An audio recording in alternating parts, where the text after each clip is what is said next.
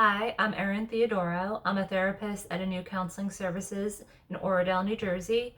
And today I would like to take a few moments to talk to you about a common issue that presents itself in my sessions with clients, which is enmeshment. And it is something that very often occurs in families, especially our families of origin, which is the family we grew up with, but it also could present in any of our relationships in our life. So enmeshment is a common issue I would say I work with my clients on. Often people come to counseling because of a quote problem person in their life. And part of our work is helping them to become a more self-differentiated person and focus less on that person who is causing them so much distress or heartache, and work with them as an individual on why this person is able to affect them so deeply. In many cases, the client is enmeshed with whomever the person is that they're really struggling with in their life. It could be a spouse, it could be a parent, it could be a sibling, and what have you. It could really be any relationship because these types of dynamics could develop. Often in counseling, people want to figure out other people in their lives and understand why they do what they do. As a clinician, I often want to help my clients to refocus the work back on them and get a better understanding of themselves, because often I find that we become experts on other people and really don't spend that time reflecting on ourselves and what triggers us and why we feel the way we do. So through this work, as a byproduct, a person's probably going to have better relationships in their life because they will be able to better manage their own emotions, and they will be coming from a place that's more healthy, and they're going to bring this new dynamic to all of their relationships, and hopefully that will shift their relationships into a healthier, better place. And enmeshment is a common issue I see a lot of people struggle with from all walks of life, all ages, all sexes, everything. It is a family system concept, and what enmeshment really is, it is a dynamic that develops between two or more people where boundaries become permeable and unclear. So it's pretty much where people don't know where they end and the other person begins. Very often this happens between a parent and a child. And some signs of that is, for instance, a child that becomes best friends with a parent, or a parent who confides in their child and treats them like a confidant, even though they might be 8-10 years old, and it's not appropriate to be sharing finances or what's going on in your marriage with your child. Another form of enmeshment is telling one child that they are your favorite, or a parent giving special privileges to one of their children. Often we see parents that are over involved in their child's activities or achievements. That's all a sign of boundary issues between parent and child and enmeshment issues. But these types of dynamics could play out in the various relationships we hold. And I do just want to point out that enmeshment is different than holding a close relationship with someone. Close relationships are a wonderful part of life and often allow for independence and differences within that relationship. Enmeshment, however, becomes a problem because the individuals start to lose their own emotional identity. Often we see this in codependent relationships, and you lack a certain level of autonomy that you need in order to be emotionally healthy and to just grow as a person. Enmeshment is going to really hinder your ability to become a self-differentiated, autonomous adult. I find that enmeshment often leads to a lack of objectivity, and it makes it harder for us to maintain healthy relationships because unfortunately it produces dysfunctional relationship dynamics. For instance, in any relationship, conflict inevitably will arise. To be able to manage conflict successfully, we need to be able to bring a certain calmness to the relationships to be able to discuss and solve problems. Unfortunately, enmeshment keeps us from being able to remain calm. We're often going to become reactive. And since being able to stay calm is important, because as we all know, the more calm we are, the more at ease other people are going to be. It's also very beneficial for us to remain calm because the more calm we are, the more likely we are to be heard by that other person, and the more chance develops for us to get our needs met and also to resolve whatever conflict is involved in the relationship we're having. Thus, the conflicts will have a better opportunity of being worked out if we're not struggling with enmeshment, because then we're better able to handle conflict in a mature and healthy way if we could learn to better regulate ourselves. Often when we are enmeshed, we take responsibility for the other person and we put too much responsibility on the other person at the same time. Like, we blame other people for how we're feeling when our feelings are our responsibility. Or we'll take on the responsibility if someone's mad with us or upset with us. We feel guilty and think it's our fault, when every individual is responsible for their own emotions and their own feelings.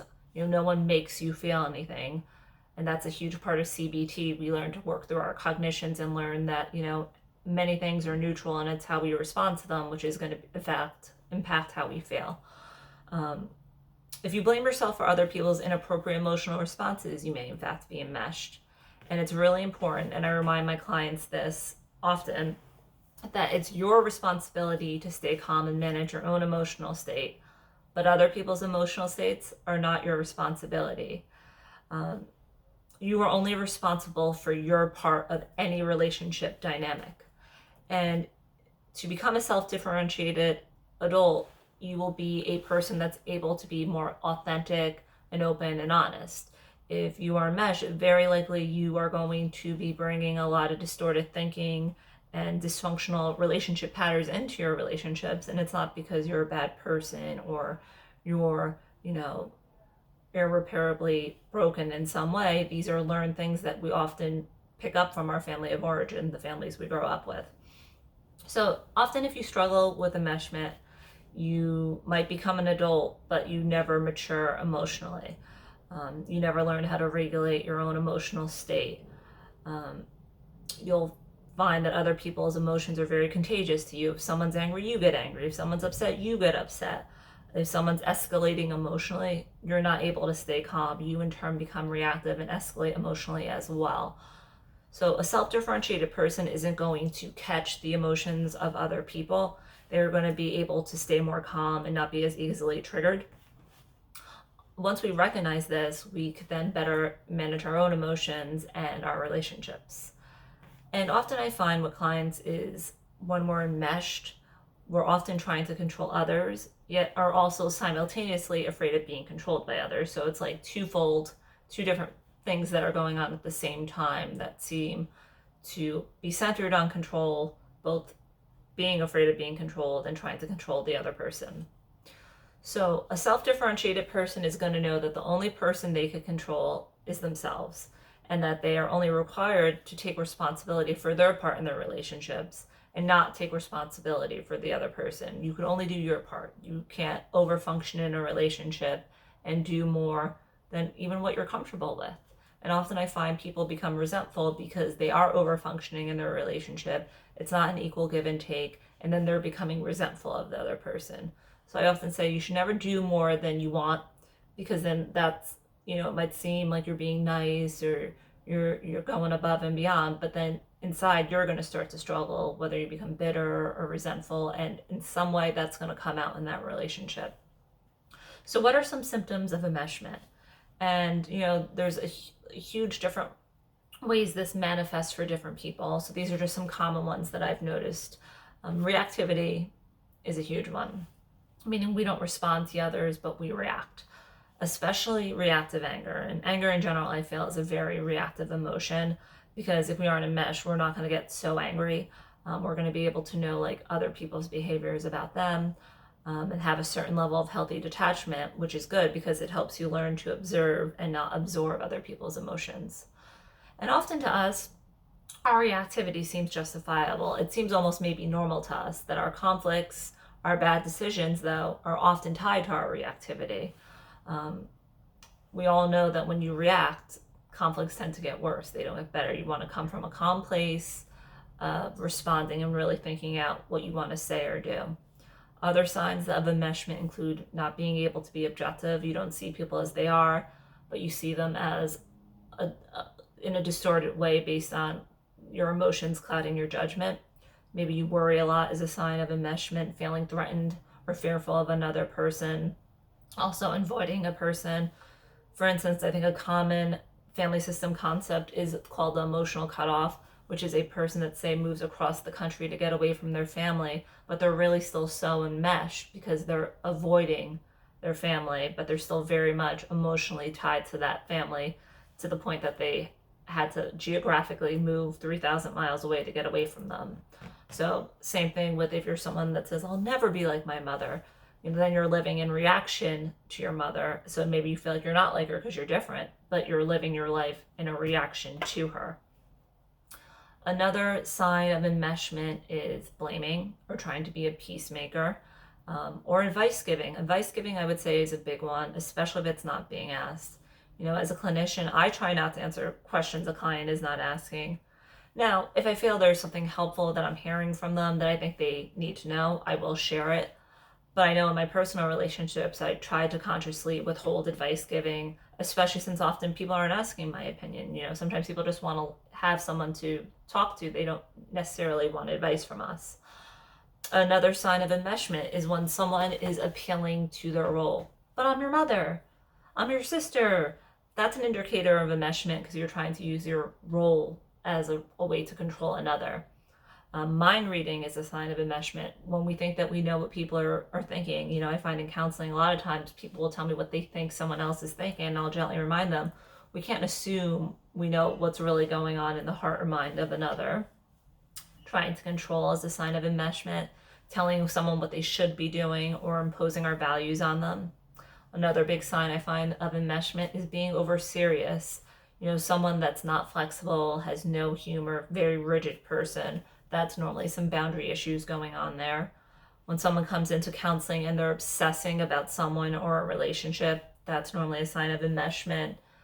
Disrespect is a sign of enmeshment. Why would I need to disrespect someone, or vice versa, unless over closeness is going on? Not respecting boundaries. Boundaries are a huge part of the concept of enmeshment.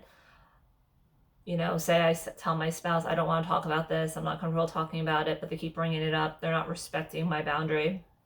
When someone's bullying or triangulating is another huge one. I'm upset with you, but instead of talking to you directly, I talk to your brother, who then says, oh, hey, mom's upset with you, like a third party coming into a two-person conflict. And then maybe you might be hearing some things that remind you of yourself and these symptoms or someone else in your life, but then maybe some statements that might reflect enmeshment. Someone saying that you are making too big of a deal about this, or you're overreacting. Well, once again, that's them imposing their paradigm or their agenda on you. Maybe you're making just the right amount a deal of or something. Someone else telling you how you should feel is a boundary issue. Once again, someone appealing to their role. Well, you should do this because I'm your mother. Once again, once you're an adult, the relationship needs to shift from an adult-child relationship to two adults. And while, of course, that person's still biologically your mother, they don't still serve the same purpose of your mother and that role that you have when you're a child. There has to be a shift there to have a healthy relationship within a relationship of two adults, two equals. If someone in counseling tells me that their parent was perfect, idealizing, I try to explore, well, why can't we talk about the strengths and weaknesses of this parent? Because no matter who we are, everyone has good and bad in them and strengths and weaknesses. So if I hear someone say, like, I had the best mother ever, or on the flip side saying, I had the worst mother ever, something's going on there that we need to explore. Or when someone's saying, I need you to understand me, I need you to agree. So pushing you to validate them is a sign of enmeshment. Someone sending inappropriate gifts, or someone saying something like, will you just accept this? This is just how it is, or this is just how they are, ... That's kind of a way of trying to control another, telling them how they should think or feel. And once again, going back to the mind reading and imposing your values is a huge part of enmeshment. You could do X, but you just don't want to, and that's wrong. Like someone giving value judgments to us. And then, like I said, a big one's triangulating. Bob told me you're mad at him. What's going on? Well, maybe I'll just talk to Bob directly, right? We don't need a third person coming in and, getting involved, because that tends to be how conflicts spin out of control. If someone says something, if you knew what was good for you, or you should do this, once again, unwelcome and advice giving. So these are just some kind of statements or things that if you hear from another person, that might be something to pause and take notice of what's going on here. What kind of relationship dynamic do we have that, this triangulating's going on, unsolicited advice, imposing their values and their judgments on me, and so on and so forth. So how do we move on from this and become self-differentiated? Well, the first one, and this is a huge one I always tell almost all my clients, is stop trying to change and control others. That is always going to bring distress to us. So whoever's trying to control someone else is going to suffer a lot. Because as we all know, logically, we can't control anyone else and we can't change other people. And we all know the cliche, I think, about how hard it is to change ourselves and then try to change someone else. So that's just a road you're going to travel that's going to leave you with a lot of frustration and heartache. I would recommend learning how to regulate your emotions and learn to self-soothe. I think these are coping skills and strategies we all need to develop. I don't think we're all taught that either by our parents because they never learned themselves how to self-soothe or regulate their emotions. And until recently, there wasn't really that big push of social emotional learning in schools where the kids are learning now how to develop coping skills and self-soothing strategies.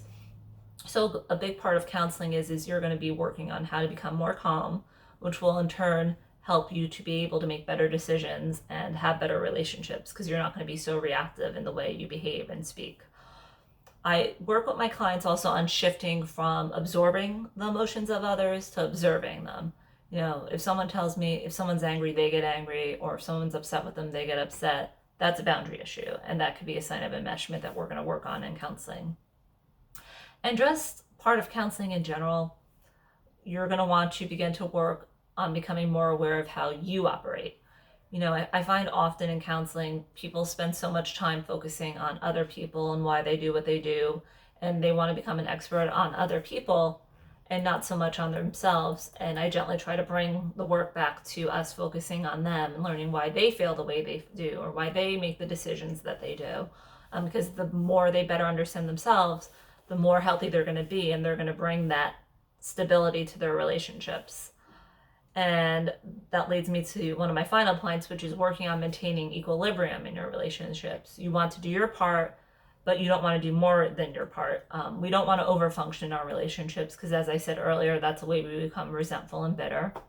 And finally, counseling is a great way to work on enmeshment because you could do the self-work on figuring out why you need things to be a certain way. Being flexible is a sign of emotional health, and when a person is presenting with rigidity, usually there's a fear or anxiety going on. So I hope you found this video helpful, and this was just kind of a brief overview. And like I said, I am a therapist at Enmeshment Counseling Services in Oradell, New Jersey, and I'm happy to work with you on any issues in general, but especially if you find that, enmeshment might be an issue in your life, I'm happy to help. Take care.